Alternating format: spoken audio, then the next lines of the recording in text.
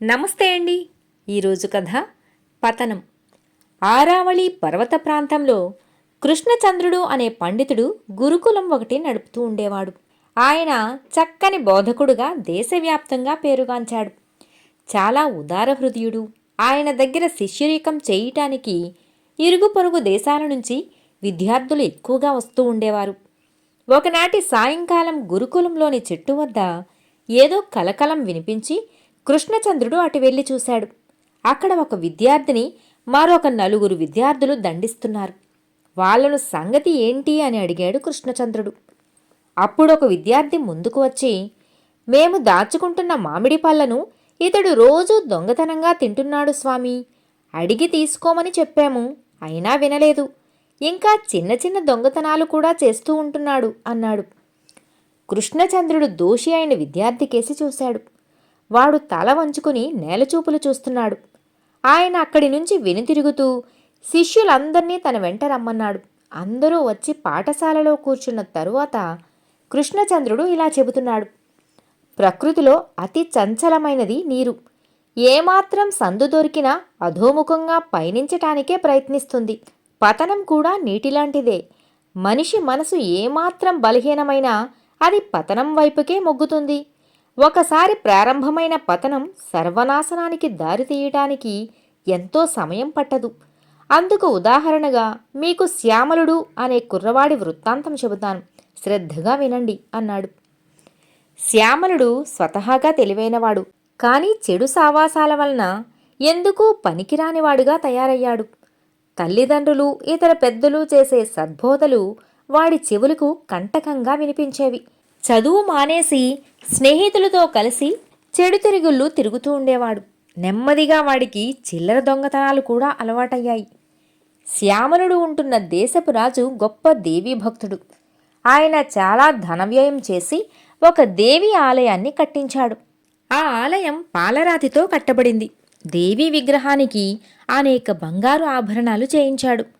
వాటి అన్నింటిలోకి విలువైనది ఒక నవరత్నహారం. దానికి మధ్యలో ఒక అమూల్యమైన వజ్రం అమర్చబడింది. అది కోట్ల విలువ చేయటమే కాక అది ఉన్న చోట సకల శుభాలు కలుగుతాయని చెప్పుకునేవారు అందరూ. ఆ దేవికి ప్రతి సంవత్సరం 9 రోజుల పాటు అతి వైభవంగా ఉత్సవాలు జరుగుతూ ఉండేవి.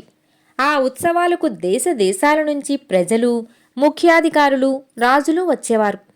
ఒకసారి అలా ఆ ఉత్సవాలకు వచ్చిన పరరాజు కాలనాథుడికి దేవి మెడలో కాంతులు విరజిమ్ముతున్న నవరత్నహారం కంటబడి మతిపోయినంత పనయింది. ఆ హారంలోని వజ్రం విలువ కూడా అతడికి తెలిసింది.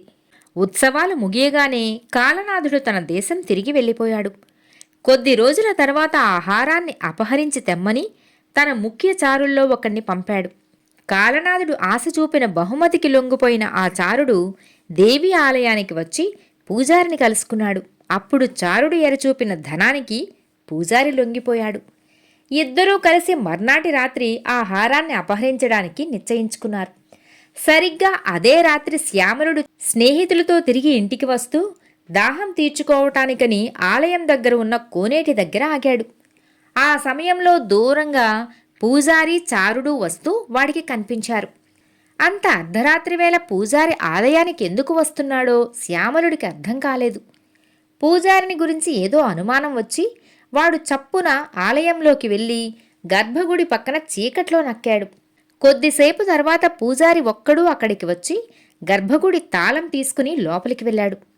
కొద్దిసేపు ఆగి శ్యామలుడు కూడా గర్భగుడిలోకి వెళ్ళి పూజారి వెనుకగా నిలబడి, ఏం చేస్తున్నావు పూజారి అన్నాడు. ఊహించని ఈ సంఘటనకు పూజారి బిత్తరపోయాడు. భయంతో వణుకుతున్న అతడి చేతుల్లోంచి ఆ హారం కింద పడింది.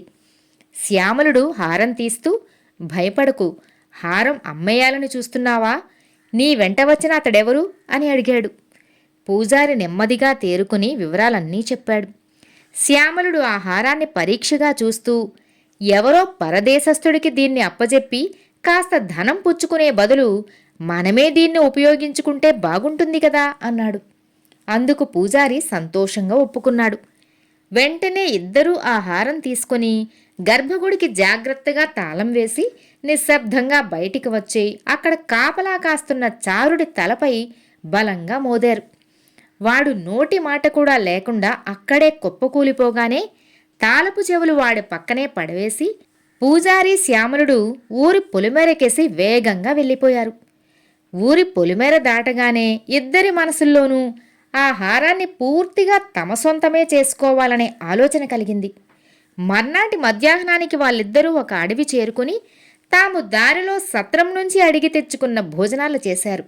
అయితే ఒకరికి తెలియకుండా ఒకరు ఆ భోజనాల్లో విషం కలుపుకోవటం వలన ఇద్దరూ మరణించారు అని కథ పూర్తి చేశాడు కృష్ణచంద్రుడు. తరువాత ఆయన శిష్యులతో, శ్యామలుడు పూజారి ఇద్దరూ మొదట్లో అంత ప్రమాదకారులైన వ్యక్తులు కాదు. అయితే వారిలో అనుమాత్రంగా ప్రారంభమైన పతనం 2 రోజుల్లో సర్వనాశనానికి దారితీసింది అన్నాడు. శిష్యులంతా మౌనంగా అక్కడి నుంచి లేచారు.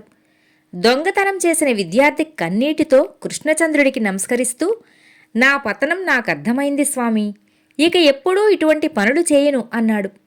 శిష్యులంతా వెళ్ళిపోయాక కృష్ణచంద్రుడు వెనుతిరిగేసరికి ఆయన భార్య కన్నీళ్లు తుడుచుకుంటూ, ఆ విద్యార్థి బాగుపడినట్లే, కానీ పాపం శ్యామలుడు పూజారి దురదృష్టవంతులు అన్నది.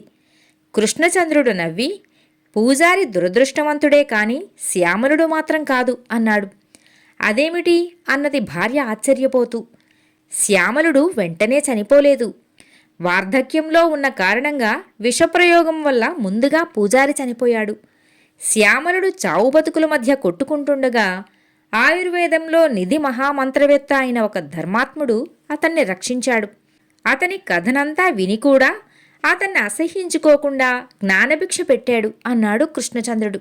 ఒకరోజు తేడాలో శ్యామలుడు 2 చావులకు కారకుడయ్యాడు. ఆ పాపాలకు ఏదో కొంత ప్రాయశ్చిత్తం జరిగి ఉంటే ధర్మం అనిపించుకునేది అన్నది కృష్ణచంద్రుని భార్య. అందుకు కృష్ణచంద్రుడు, అలాంటి ప్రాయశ్చిత్తం జరగకపోలేదు. ఆయన శ్యామలుణ్ణి శిష్యుడిగా స్వీకరించిన 1 సంవత్సరం పాటు అతనికి గురుకులంలో నివాసార్హత కలిగించలేదు.